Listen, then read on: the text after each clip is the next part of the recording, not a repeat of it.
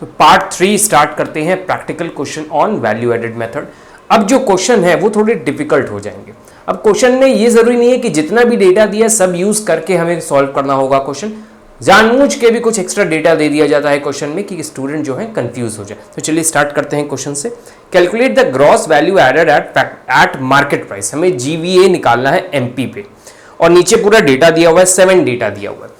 चलिए स्टार्ट करते हैं। हमें पता है कि जीवीए एमपी का फॉर्मूला होता है value of output minus intermediate consumption और वैल्यू ऑफ आउटपुट का फॉर्मूला होता है sales plus change in stock. अगर हमें ये सारा डेटा दिया होगा तो हम जीवीए एमपी निकाल लेंगे। सिंपल सा क्वेश्चन लग रहा है हमें। तो जीवीए एमपी निकालने के लिए हमें वैल्यू ऑफ आउटपुट चाहिए और वैल्यू ऑफ आउटपुट का फॉर्मूला ये है sales plus change in stock. तो पहले हम वैल्यू ऑफ आउटपुट निकाल लेते हैं। तो वैल्यू ऑफ आउटपुट कैसे निकलेगा? सेल्स। तो क्वेश्चन में देखिए सेल्स दी हुई है, सेल्स 700, तो 700 की सेल्स है और चेंज इन स्टॉक का फॉर्मूला होता है क्लोजिंग माइनस ओपनिंग। तो क्लोजिंग स्टॉक है 20 और ओपनिंग स्टॉक भी देखिए क्वेश्चन में दिया है 10, लास्ट में लिखा हुआ है। तो हमको वैल्यू ऑफ आउटपुट मिल जाता है 700 प्लस 10, 710।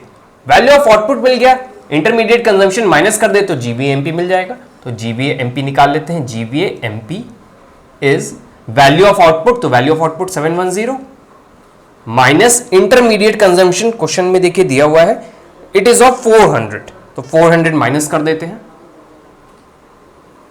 310 लाख्स में आंसर। यहां पर भी लाख्स लिखना मत भूलिएगा। Calculate gross value added at factor cost. इसके पहले वाले में मार्केट प्राइस पे निकाला था हमने, अब हमें फैक्टर कॉस्ट पे निकालना है। तो पहले हम जीवीए एमपी निकाल लें, एमपी से एफसी की तरफ जा सकते हैं। तो चलिए पहले हम जीवीए एमपी निकालते हैं, वही मेथड लेकर, वही फॉर्मूला लेकर। तो हमको वैल्यू ऑफ आउटपुट सबसे पहले निकालना होगा। तो वैल्यू ऑफ आउटपुट यहां पे सॉल्व कर लेते हैं। तो वैल्यू ऑफ आउटपुट का फॉर्मूला है sales plus change in stock. तो क्वेश्चन में कि सेल्स दी है 400 और चेंज इन स्टॉक का वैल्यू देखिए दिया हुआ है -40। तो हम ब्रैकेट लगा के -40 लिख लेते हैं, हमारा आंसर आ जाएगा। प्लस माइनस माइनस हो जाएगा तो माइनस आपका 360 आ जाएगा पॉजिटिव में। अगर कोई यूनिट है तो लिख लेते हैं लैक्स।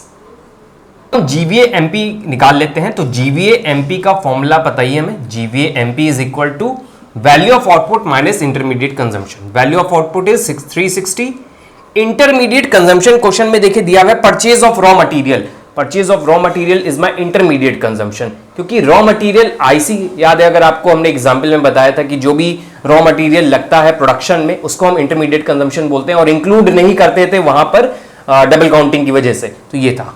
तो intermediate consumption purchase of raw material question में देखिए दिया है 250। तो आप यहां 250 नोट कर दीजिए और माइनस कर लेते हैं तो हमको जीवीए एमपी मिल जाएगा। तो जीवीए एमपी इज 110 लाख्स।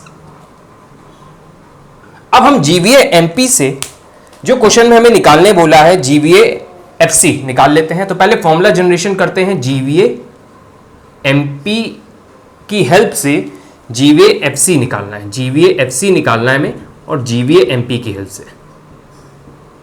तो देखिए जीवीए जीवीए सेम है, ग्रॉस ग्रॉस।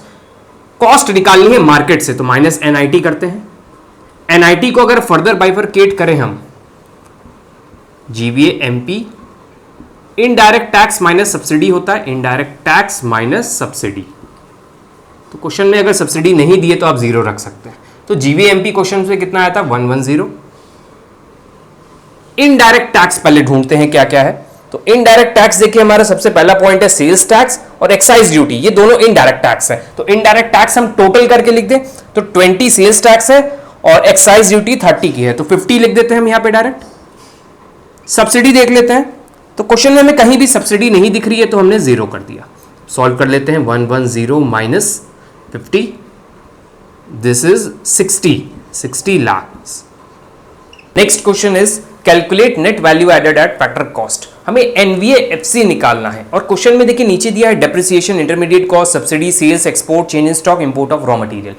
अब हमें यह ध्यान रखना है जो इंपोर्ट वाला है और एक्सपोर्ट वाला है वो इंक्लूड नहीं करना है, क्योंकि जो सेल्स है उसमें एक्सपोर्ट जुड़ा हुआ है। ये हमने आपको जब कॉन्सेप्ट पढ़ाया था तो बताया था कि इंक्लूडेड होता है, उसमें अलग से इंक्लूड नहीं करते हैं। तो वही कॉन्सेप्ट यहां अप्लाई हो रहा है, जो सेल्स दी है उसमें एक्सपोर्ट को ऐड नहीं करना है, क्योंकि सेल्स जो ओवरऑल डेटा जो दिया है, सेल्स का जो भी अमाउंट दिया हुआ है 140, उसमें एक्सपोर्ट वाला अमाउंट जुड़ा हुआ है, तो एक्सपोर्ट को इग्नोर करना है। इसी तरह जो इंटरमीडिएट कॉस्ट दी है 90, उसमें इंपोर्ट ऑफ रॉ मटेरियल जुड़ा हुआ है, उसको अलग से नहीं ऐड करना है, जिसमें हमने आपको कॉन्सेप्ट में समझाया था। तो चलिए क्वेश्चन सॉल्व करते हैं। हमें एनवीएफसी निकालना है, तो एनवीएफसी निकालने के लिए जीबीएमपी हम निकाल लेते हैं, तो पूरा क्वेश्चन सॉल्व हो जाएगा। तो वैल्यू ऑफ आउटपुट क्वेश्चन में देखिए दिया हुआ है, value of output is, value of output निकालने के लिए sales plus change in stock करना है। तो सेल्स क्वेश्चन में दिए 4th पॉइंट 140,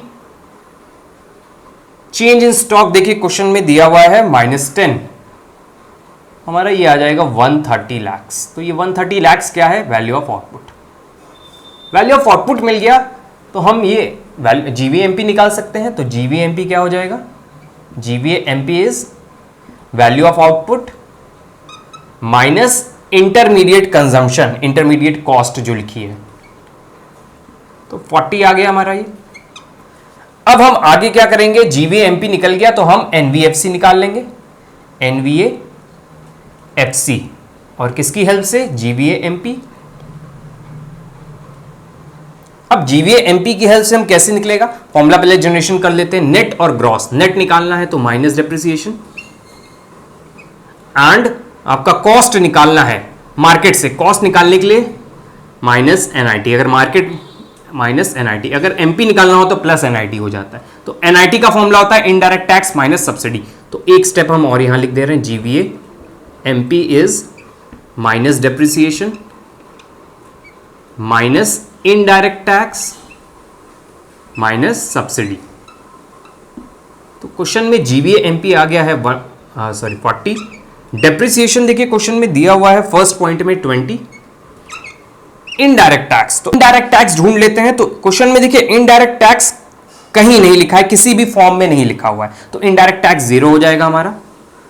सब्सिडी, तो क्वेश्चन में सब्सिडी हम लोग को दिख रही है 5 रुपीज की, तो -5 आ जाएगा। देखिए पॉइंट नंबर 3 में सब्सिडी का दिया हुआ है 5, इसको सॉल्व कर लेते हैं। 40 - 20 एंड माइनस माइनस प्लस 5, हमारा आ जाएगा 45 - 20। So answer is 25 lakh.